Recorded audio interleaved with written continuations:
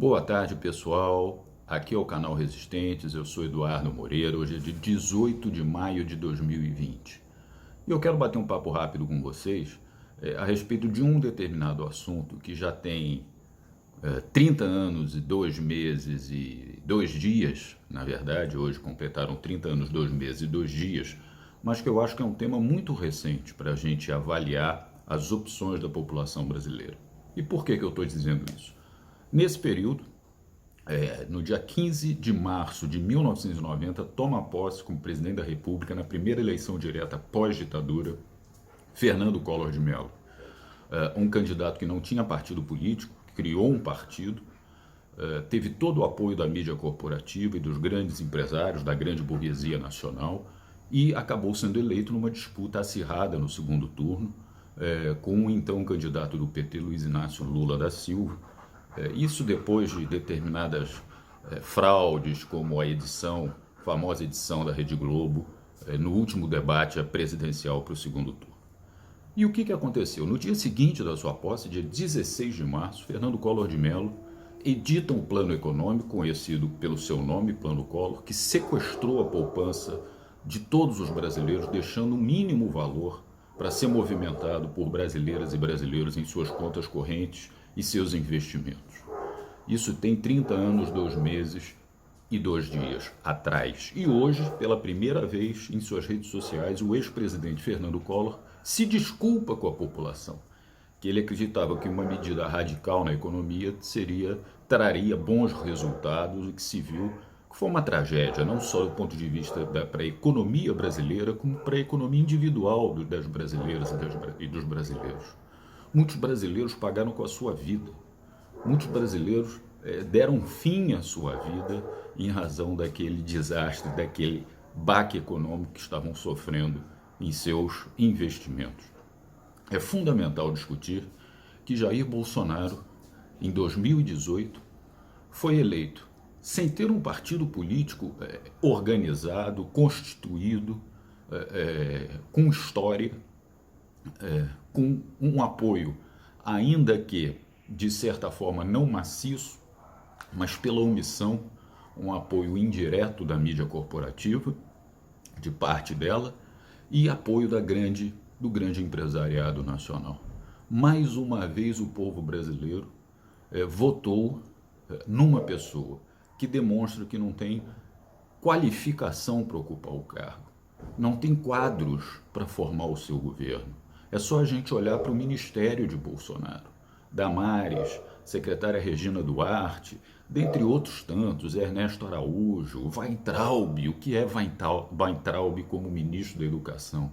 Quer dizer, nós temos inúmeros exemplos no ministério de Jair Bolsonaro que nos remete à parte daquele ministério de Fernando Collor de Mello.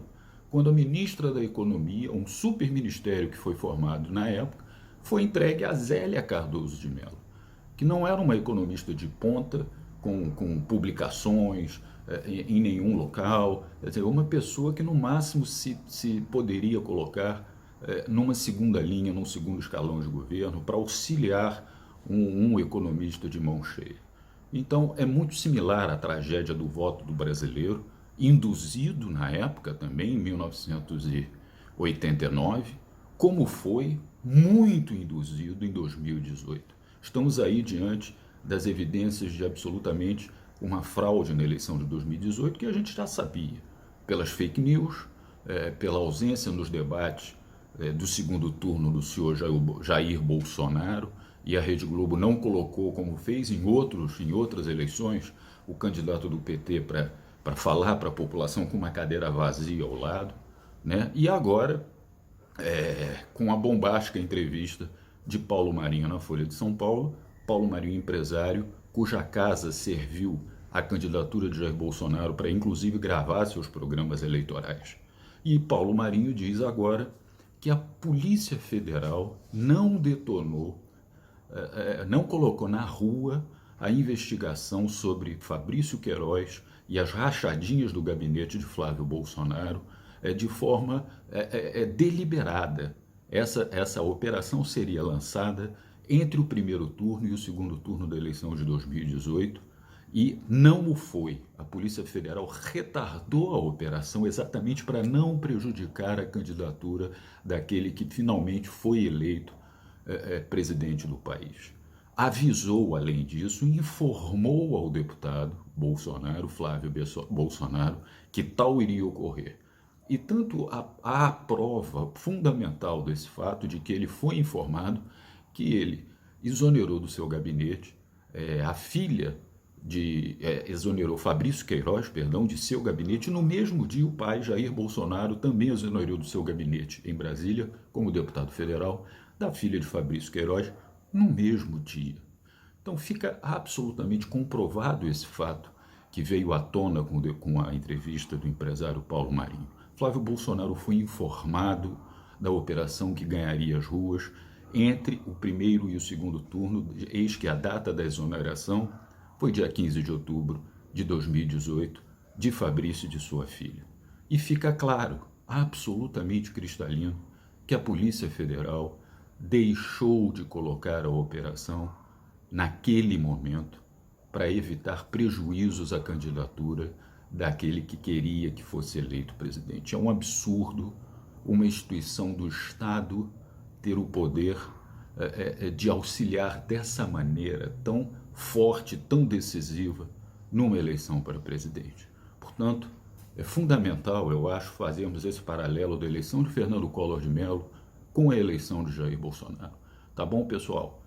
Peço, por favor, inscrições no canal Resistente no YouTube, curtam as nossas páginas no Twitter, Instagram, Facebook, sigam as nossas páginas, deem likes e compartilhem esse vídeo em suas redes sociais. É muito importante para o nosso canal ter a sua força, o seu apoio, que é com a sua inscrição, com o seu positivo e o seu compartilhamento em suas redes. Nosso grande objetivo é continuar fazendo esse trabalho de esclarecimento à população brasileira, levar a informação diferente daquela que é tolhida, daquela que é encaixotada pelos grandes meios de comunicação corporativos do Brasil. Agradeço a vocês, peço novamente inscrições, deem o positivo e compartilhem suas redes. Muito obrigado, até a próxima, pessoal.